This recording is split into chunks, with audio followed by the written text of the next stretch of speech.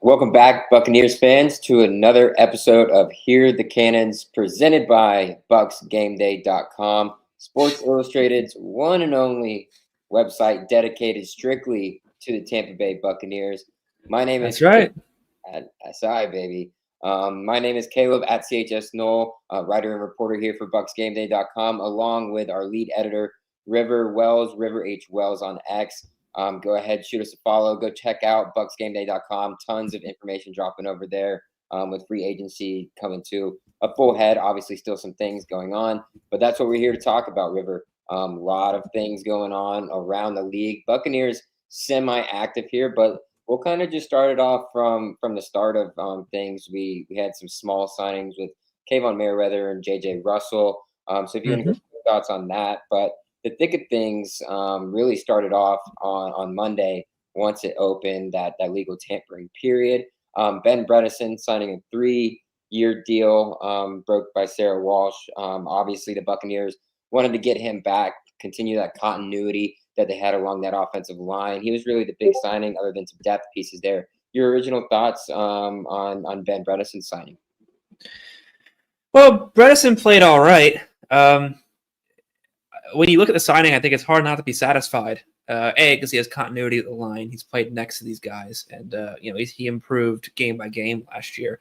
And B, when you look at the guard market, man, I mean, Aaron Banks to the Green Bay Packers, it's a 4-year, $77 million deal. And, Banks played next to Trent Richard, he played next to some really good players, and that's crazy. So to get Bredesen there for 22 years, 22 mil 3 years, that's a great signing, and it gives the players a guy that they played with before. He's going to know the offense with Josh Grizzard, and that's pretty important. And man, that's a good bit of business by the Bucs, I think. And had they not gotten Bredesen back, that could have been not great. So I think it's a good bit of business there. Yeah, a good steal. Some people would like to say, especially once you started seeing all these other contracts come out that these interior offensive linemen are starting to sign. Always good to have a guy that knows the offense, knows the guys he's working next to. Obviously, Bredesen being on the side with Tristan Wirfs is huge for them being able to, or continuing to be able to be a solidified duo on the outside, blocking Baker Mayfield's blind side. And then the other big in-house guy outside of probably Levante David and Ben Bredesen that we had spoke about a little bit, we thought about or heard about, otherwise, that the price on Chris Godwin was getting up there, possibly even as high as what I think it was reported, maybe possibly 20 million more than what the Buccaneers were offering, maybe from the New England Patriots, potentially Liam Cohen going after him there with the Jaguars. Bucs were able to get him 3-year deal, $66 million. I think it's a good deal. He's obviously coming off his second serious injury, but he was on pace to have the best year of his career, as we had mentioned previously. And we've heard rumblings about, where he's particularly at with his rehab. Thoughts on the deal, first and foremost, and then we can dig into the weeds on, is this good for the Buccaneers and where we see this heading in the future, pairing him once again next to Mike Evans? Well, 3 years, 66 is pretty good, I think. That's another good bit of business by the Bucs. I thought it was going to be more expensive than that, and it looks like it probably should have been more expensive than that. It's not often that you get a team like Tampa Bay where players are willing to take less to stay there, and it's not often that you get a player like Chris Godwin who's willing to take that much less to stay there. I thought Godwin would take a little bit under market value based on the reports we've been hearing about what the New England Patriots are going to offer him. Potentially almost 20 million more on that deal. He mentioned 9 out of 10 people might not have made that decision, and I can't help but agree. It's quite frankly kind of dazzling that he would choose to stay here with that much money on the table. But it goes to show that if you like winning, you like being a competitor. This Bucs team has won the NFC South 4 years in a row. I wouldn't call them contenders, but they have a path to get there. And Chris Godwin believes in that, and he's played in this system or a similar one since Josh Grizzard is going to be there, similar to Liam Cohen's system. He's played with Mike Evans before, obviously. Whole offense come back, which is pretty incredible. So that is great for the Buccaneers. Straight up. I mean, to have him back, one of the best receivers in the market. I will say, inherently, it should be noted this is a bit of a risk. It is. And you don't hear that talk about as much, but Godwin's 29 years old. He's had 2 brutal injuries. And make no mistake, outside of that, he's been pretty healthy. He doesn't get banged up too often in season with little things, but, torn ACL and other stuff there too. And then the dislocated ankle, which probably, did some other things as well. You are betting that this is going to go well on this rehab, that he's going to come back and he's going to be the player that's worth, 3 years, $6 million. We think he is based on the way he plays. Last year, he was on pace to have probably his best year of his career, but it's a risk. And we'll see if that pays off for Tampa Bay. But the person that Godwin is and what he means to Jason Light and to Baker Mayfield and to all those people on the Buccaneers offense, it makes sense they really want him back, and they got him back. And for that, you have to commend Jason Light for the job he did in that deal and for getting Chris Godwin to stay in red and pewter, even fending off deals that appear to be much larger than what the Bucs wanted to give. So impressive, a little bit lucky, and going to be fun to see them run it back again next year. Yeah, kind of at that contract 3 years, $66 million coming at that 2020 or 22, market value there, kind of on the higher end. Obviously not as high as, possibly the New England Patriots were willing to go. Yeah. But I think it was worth it for the Buccaneers to be able to bring him back. They know what they're getting in Chris Godwin. They know they're going to get a hard worker, and they know that he knows the offense. They know what type of character he has as well. So I think it was a good move overall. I think if Chris did end up leaving, it kind of would have, made the Buccaneers brass kind of have to shuffle on the fly, because they probably were banking on him potentially coming back. But there were reports out there, River, as well, that he was close to leaving. I know you were there along with Logan, our founder over here with Game Day Media. What was that like? How close do you think he actually was to potentially leaving? Or do you think at the end of the day, he was always going to come back? Well, the report there is that Godwin said that to Sarah Walsh when they did their NFL Network. So that came straight from Godwin's mouth, actually. And again, when you talk about that money, $20 million over, yeah, I'd be close to leaving. I'm sure that was very tempting. And when it comes to these things, Godwin's lived here for a long time. His wife, Mariah, and him just had a kid, Ace Godwin. That's going to be in the back of your mind, right? And had this happened a year or two earlier, result might have been different. But those things go into consideration. You got to think about your family. You got to think about if you do care about winning a championship and you do care about winning, you got to think about that too. New England, I like what New England's doing. It would probably take a little bit to get to where they need to go. Right now, assuming the Bucs can shore up their needs on defense, it might not take a little bit for the Bucs to get going next year. So that's definitely something to think about. But at the end of the day, it's a business. And Chris still made some money, but he didn't make as much as he could have. And that just speaks volumes, I think, like I mentioned, just to how this organization is run and the way that people think about it. Bucs fans, I'm sure probably can imagine 5 years ago, someone looking at the Patriots and the Bucs and going, I'm going to stay in Tampa Bay and play football. And that's the reality we live in with Jason Light and what he's done these past 5 years. So it really, kudos to him and great for Chris for being somewhere that he wants to play. And assuming he can be healthy, assuming he can come back the right way. We don't know where he is in his rehab. He mentioned he didn't want to say that you got to trust the process, which could be either good or bad. He said, I'm right where I'm supposed to be. So let's hope that he's correct there and that he'll be ready to go come football time at the end of the year. Yeah. We can only pray that that's the case. Ultimately, that he is on track. If he is a little bit behind, probably not the greatest of circumstances there. But we know Chris is a pro, right? He's been in the league for 8 years now. So 8 or 9 years, yeah. 8, 9 years. So we know that he knows how to handle himself, even if he's not ready, for camp or ready for the start of the season. We know he's going to come back at some point, and he's going to give it all that he has to be able to get to that level of play again. But while you're here, guys, if you're tuned in via X, via Facebook, head over to our YouTube, click like, click subscribe. That's how you get your comments, your questions up here for us that we like to bring on.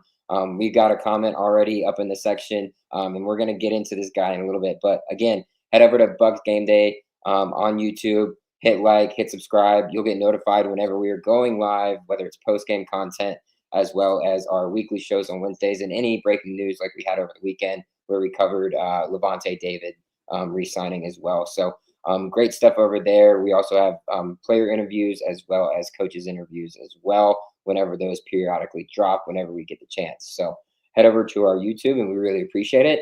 But without further ado, those were our two big in-house guys that needed to be kept. But let's look outside real quick because there were two guys that were brought in from the outside that are, in my opinion, good moves. Let's begin with a big one that kind of dropped early on that Monday morning. The first signing of free agency, I believe. Yes. Yeah, insane. But Haason Reddick, 1 year, $14 million deal, not overly paid in my opinion. Obviously held out last season with the New York Jets for over 10 weeks or so, argumentative over a contract extension after being traded away from the Eagles. Only got 1 sack last year, but before that had 4 seasons in a row with 11 or more from 2020 to 2023.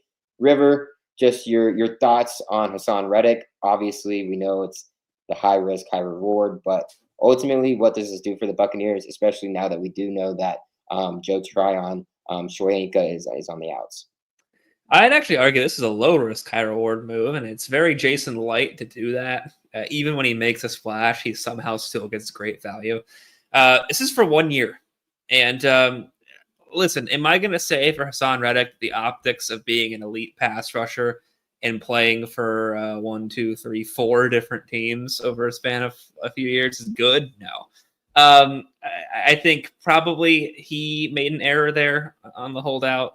We might be talking about him as a 2-time Super Bowl champion if he played that right. In fact, we probably wouldn't be talking about him at all on this show. But at the same time, the Jets traded for him knowing he wanted a new deal, and they just didn't have one ready for him. And so that's on them as well. Really weird situation on both sides there. But it's 1 year. It's $14 million. I mean, Joey Bosa went for 12 in Buffalo. And you look at Haason Reddick. I mean, man, 2020, 12.5 sacks for the Cardinals, 2021, 11 for the Panthers, 16 in 2022. And as recently as 2023, 11 for the Eagles. So that's great production. It's elite production. And if you can get that, or even, 3/4 of that, that's huge. And yeah, like you mentioned, Christopher Cole, a lot of speed, explosiveness. His play, I don't think is a question. And I mean, he's only 30. Usually when you hear he's only blank age, it's not good. But in this case, I think it is, because if things go well on that 1 year, $14 million deal, then maybe he could stick around. And if things don't, it's just 1 year. So I actually like the signing quite a bit, especially if Haason Reddick can take a look at these guys like Yaya Diaby, Chris Braswell, Marquise Watts, Jose Ramirez, these young guys in this room, and teach them what he knows, because the Bucs have had a lot of trouble developing their own edge rushers, right? Get a guy like Haason Reddick in there. He already knows how to put the best moves and the best tackles. So that's going to be big, assuming he's willing to do that, and assuming that perhaps he has something to prove after what happened with the Jets last year.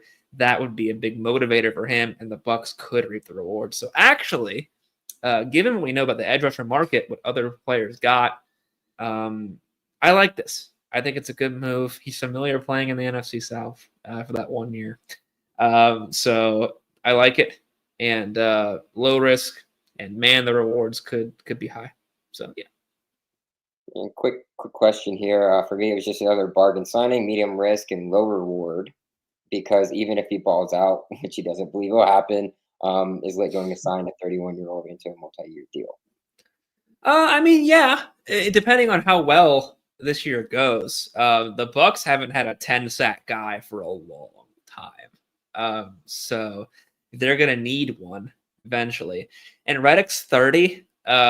30 is getting there, but we've seen people who are older than that, like Khalil Mack, still be productive edge rushers. A lot of being an edge rusher is about your speed and explosiveness, which Reddick still has, but it's also about knowing your moves, getting experience against tackles in the NFL, and knowing how to win your reps.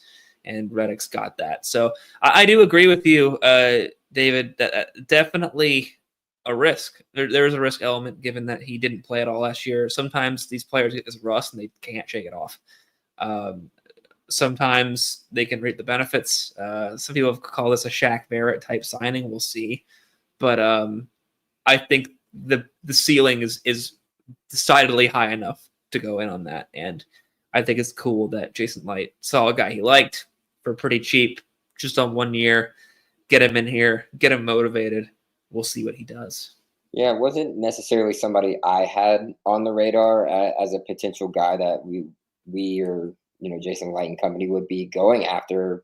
And then my mind immediately shot to both ends of the spectrum, right? The Shaq Barrett, and then the other end of the spectrum with Randy Gregory situation. So that was unfortunate, wasn't it? Yeah. So I was like, oh man, this could be like either really really good. Well, he's not holding out for a new deal because he just signed it. Right. Well, actually, they haven't announced it yet, so give it a few days. Yeah, better knock on wood. Yeah, but that's another factor too, right? He thought he deserved to be paid more, and he didn't get paid that way. And then when he came back, he hadn't played football, and there it is. So, different circumstances, still a risk. Like I said, it's hard. I mean, the Bucs just got done with someone named Liam Cohen who jumped around a few different places, and Haason Reddick's played for a few teams. And usually, when you're as good as he is, you don't play for that many teams. But that's where we're at. And this will be his 5th team coming up.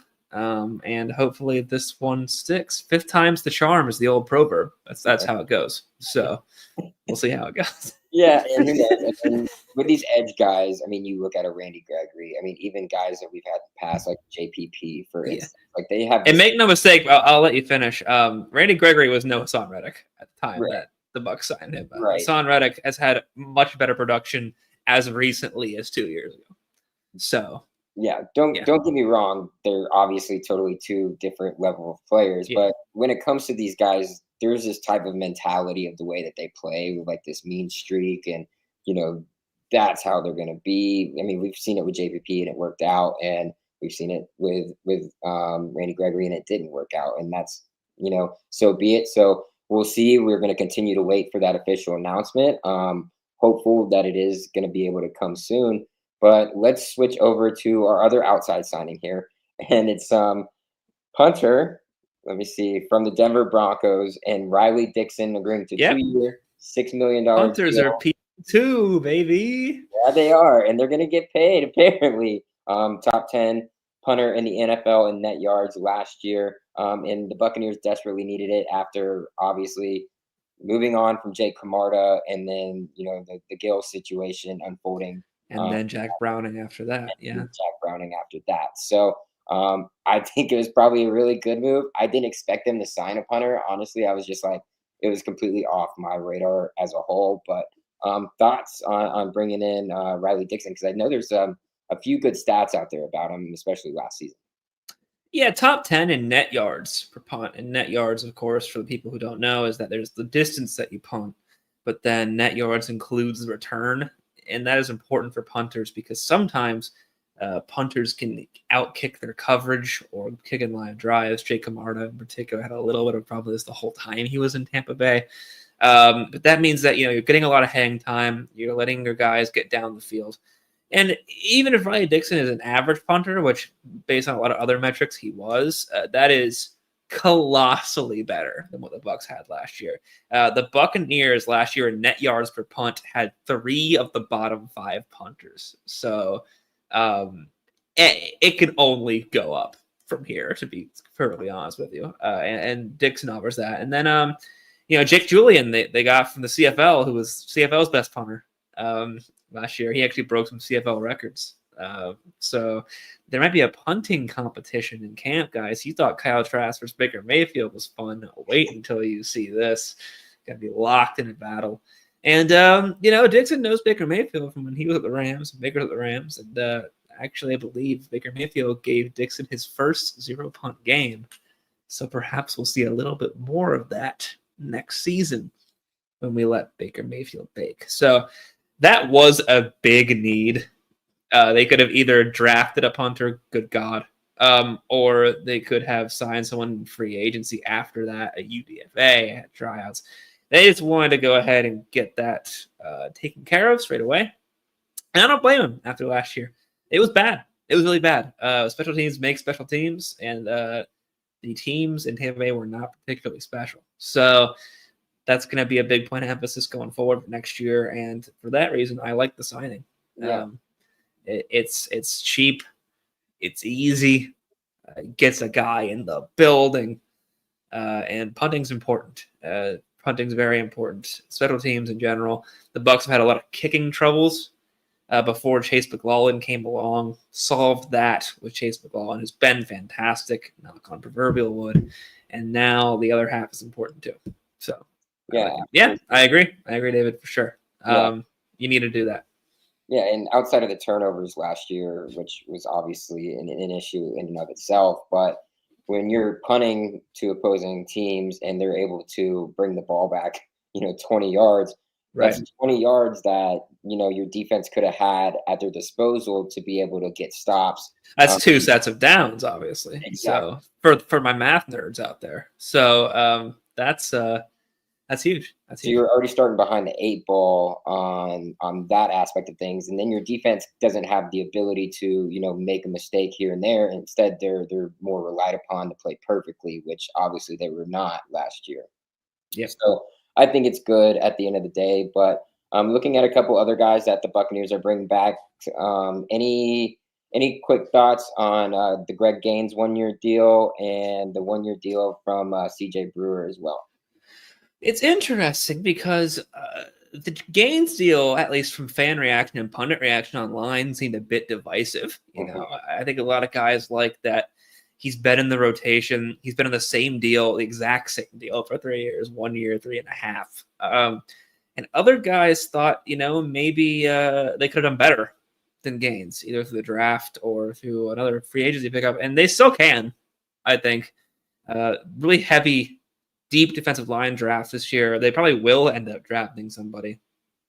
I like it, especially after seeing what he did against the Washington Commanders in the playoffs. He had a great game that game. Not a lot of players on the defense did have a great game that game, so that was good. Depth is really important, and the Bucs have struggled with that, especially with cornerback. We've seen in defensive back they've had some depth trouble. So sometimes you don't understand how nice it is to have players like Greg Gaines until they're gone. So is he perfect? Absolutely not. But I think for that deal and for having familiarity with Todd Bowles' system, a lot of weird stunts and movement at the defensive line. I like it. I like bringing Gaines back. And if he doesn't play with stuff, then you can just draft somebody or get someone in free agency maybe. Bucs aren't necessarily done. Right. They usually like to wait till the dust settles. So if anyone's wondering, what are they doing? They're going to do some more stuff for sure. We'll see what happens, but I like it. I like Gaines. I think it'll be good to have him back. And as a rotational guy, it's invaluable to have those types of pieces. Yeah. And then continuing on another quick thing here, some of these guys who have left, I think we all pretty much knew JTS was on his way out. Yeah. Any surprise with him going to Cleveland at all? No. Didn't pick up his 5th-year option, and he needed to prove that he could. He needed to stay, and he just didn't. I've heard a lot of people talk about how good he is, like in drops, but that's not what he's paid to do. At the end of the day, you have to pass rush. He's struggled in that aspect. A lot of Bucs guys have struggled in that aspect. Obviously, he's not the only one, but he does suffer from it when you need to get new blood in there and a new coach. So, yeah, hope it works out in Cleveland for JTS for sure. A really cool dude. Talked to him a few times, but didn't work out in Tampa Bay, and that's okay. So, not surprised at that one. And then probably the most happy guy I am with being able to move on is backup center now turned starting center. Yeah. Jacksonville, Robert Hainsey signing a 3-year, $21 million deal there in Jacksonville with Liam Cohen. I'm happy for him. We knew he wasn't going to be getting snaps. Obviously, with Grant Barton coming in last season, has a starting caliber type of job, or he is a starting caliber type of player, he is at that center position. So it's unfortunate for him, but he's kind of cashing in here and going to be able to prove himself even more there with Liam Cohen. He will for sure. On one hand, a very smart player, knows how to play a position really well, great instincts. Taught Graham Barton a lot for sure about playing center. And when he filled in for Graham Barton against the Saints, he had a pretty good game. So props to him there. And on the other side of things, there's a reason why the Bucs drafted Graham Barton to play center. Hainsey is perhaps starting caliber, but probably a low caliber starter. And he gets a fresh chance in Jacksonville to potentially play better than that, and it could work out for him. I hope it does because he's a cool dude. But it just like GTS, it wasn't going to work out in Tampa. So props to him for getting that job, and I hope to see him ball out Liam Cohen in the Jacksonville Jaguars. And we'll see what happens.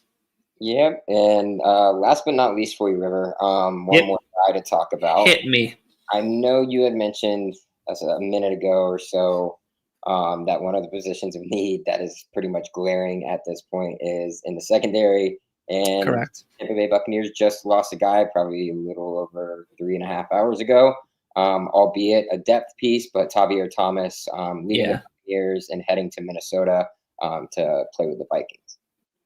Yeah, and as far as when he plays defense, when that happened last year, it didn't go well. But man, a special teams guy. I mean, he had one blocked kick against the Falcons. Against the 49ers, he made a great play pushing the gunner into the returner. The Bucs got the ball off that. He was fantastic on special teams. And those guys are hard to come by. Guys that are willing to really dig their heels in the dirt. Play teams are hard to come by. So that kind of sucks, actually. I don't think we know what the deal was for him monetary-wise, but it would have been nice for the Bucs to keep him. But next man up opportunity, especially in special teams where a lot of rookies can contribute there. So yeah, big shoes to fill. Big shoes to fill. Big shoes to fill. I mean, a lot of young guys back there right now, a lot of unproven guys as well. So it's an opportunity for them to step up. But this is going to lead me into our final kind of segment of this is going to be, where do the Bucs go here through the remainder of free agency? Where do you see them going? Yeah. And I know there are some guys in particular. I know I believe they talked about Mike Hilton over at BucsGameday.com, wrote an article about him. Are there anybody that you kind of can see that the Buccaneers are just waiting to see if they get picked up or if they can jump in here in the later portion of free agency? Yeah, well, the two biggest needs they haven't addressed yet, obviously, are corner and linebacker. I should say off-ball linebacker. Now, the understanding is that you could get one of those two in the draft, but the draft is unpredictable. So, say you like Jihad Campbell or Jalen Walker and you want to draft one and then none are there by the time 19 picks, then you didn't get this or that in free agency. Would I like to see them make a run at least one of those positions? A lot of linebackers are going right now, off-ball linebackers. Bucs aren't making any moves there. So there's second-round options. There's third-round options, obviously, on day 2. But would like to see them do that. And then corner. A lot of corners going for a lot of money in free agency. And at that point, you maybe think, well, maybe it's good they didn't release or trade Jamel Dean because it's hard to come by at that point, and it would cost a lot of money to do so. So another draft target, another potential free agent target. There are a bunch of corners out there. There are still linebackers out there. So curious to see that once the dust settles, that's kind of like how he likes to operate. If it ends up being a point where they go get some guys like that. Yeah, outside of those two positions on defense, I still think along the offensive side of the ball, we're going to be wanting a little bit of depth along the offensive line. And then as well, behind our starting wide receivers, obviously we know we have Mike, Chris, Jalen as your 3.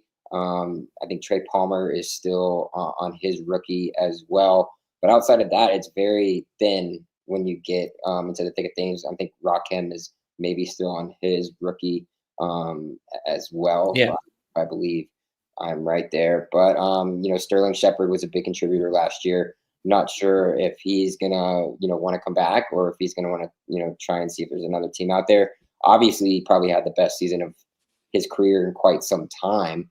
Obviously not as good as it was early in his career, but like in a while, especially coming in when he did. So, and he made some big time catches and he's got that connection with Baker Mayfield. So those are also two areas that I think the Buccaneers should at least look, not necessarily spend big because it's not a big need, but definitely something that should be paid attention to. I agree. We'll see where it goes. There's a lot of different options there that they can get in wide receiver, perhaps maybe in the draft as well, later in the draft.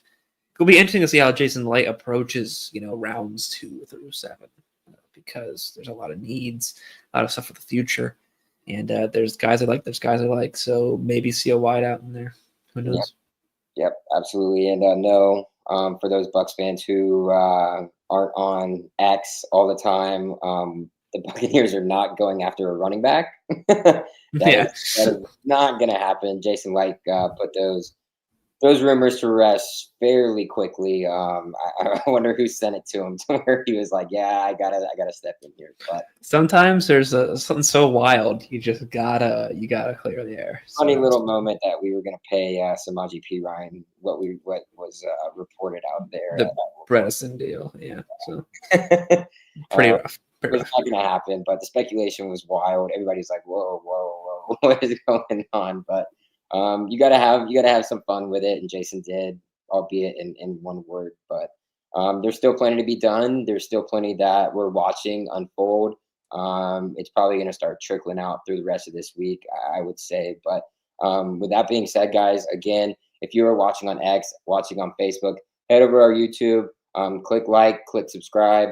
That's how you get up here on our comment section, how we're able to bring up your questions, any of your comments that pertain to what we are talking about. We'll bring those up throughout the show as well.